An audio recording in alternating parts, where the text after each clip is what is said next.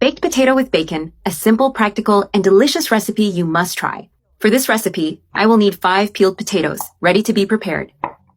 Cut the potatoes with a slightly slanted or wavy cut, so they look prettier on the plate. Separate the slices as you cut them, and continue with the rest until finished. I have already cut all the potatoes, and now I place them directly in a large bowl. I transfer all the potatoes to this container. I am using 5 of them. But if you want to make a larger batch, you can double the recipe without a problem. Now I cover the potatoes with cold water to start the process. Then I add ice to the water so the potatoes stay nice and firm. I stir a bit to distribute the ice and let them sit like that for about 10 minutes. After that time, I take the potatoes out of the icy water and put them straight into the pot. I place all the potatoes in the water, which is already slightly warm, ready to start boiling.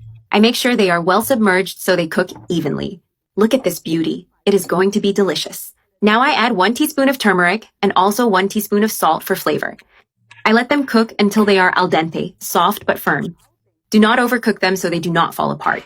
So I turn on the heat and wait. They have reached the perfect point. I will show you how they turned out. Look at this beautiful potato. Now I turn off the heat and get ready to drain all the water. Once drained, I put the potatoes back in the same pot where they were cooked. This way they stay warm and ready to receive the butter. Here I have 2 tablespoons of butter. I put them on top of the hot potatoes. Since they are hot, the butter melts right away. I mix everything very well so that each piece is well coated with the melted butter.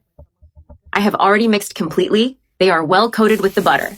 I set them aside for a moment and prepare the baking tray. I line the tray with aluminum foil, arranging it well to cover the bottom and sides. This helps to bake evenly and makes cleanup easier afterward. I already have all the aluminum foil well arranged on the tray. Now I take all the potatoes and place them on the lined tray, spreading them out nicely. With the help of a spatula, I arrange them so they are well distributed. This way the dish looks neat and bakes evenly. Here I have 7 ounces of bacon. I put it on top of the potatoes. This bacon is a bit leaner. It does not have much fat. But if you prefer to use a fattier bacon, it will also turn out very tasty. Even with this leaner bacon, the result will be delicious. Now I drizzle everything with olive oil. The amount depends on your taste. I pour a good drizzle to ensure flavor and juiciness. I bake at 425 degrees Fahrenheit for 30 minutes so they get nicely golden. I have already taken my potatoes out of the oven. They turned out golden and beautiful. I sprinkle oregano on top because I love the flavor it gives. And now comes that wonderful moment, enjoying this delight.